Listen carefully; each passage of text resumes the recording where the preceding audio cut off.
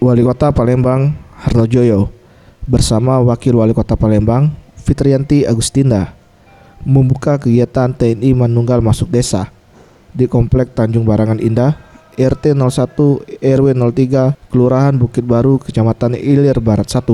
Harnojoyo, Wali Kota Palembang, menyambut positif kegiatan seperti ini karena dapat mendekatkan TNI bersama rakyat dan membuat TNI semakin kuat, serta adanya kegiatan bakti sosial seperti pengobatan gratis dan sunatan massal yang semuanya tidak dipungut biaya dan sangat membantu masyarakat yang dirasa kurang mampu. Serta Pemkot Palembang berencana akan memperbaiki jalan menuju komplek karena banyaknya keluhan warga sekitar. Tentara Manunggal membangun desa ini menjadi penting bagi kita, apalagi hari ini bergabung ya, semua elemen, ABRI, polisi, ya, semua tentara ya, bersama masyarakat.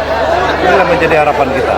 Padahal ini dalam rangka pembangunan untuk mempercepat ya, kesejahteraan, sehingga kalau pembangunan dipercepat, kesejahteraan akan merata.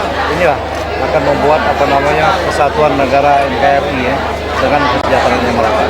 Nah, tentu pemerintah ya, terbatas dalam hal ini untuk memberikan yang terbaik ke seluruh lapisan masyarakat.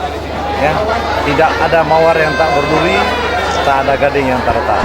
Dengan kehadiran TNI, kami sungguh sangat berterima kasih untuk mengapresiasi dengan kegiatan. Untuk anggaran perbaikan infrastruktur, Pemkot Palembang telah menganggarkan dana 300 miliar di tahun 2017 yang nantinya digunakan untuk pembenahan jalan di Kota Palembang. Farel Wisatria, Sriwijaya TV.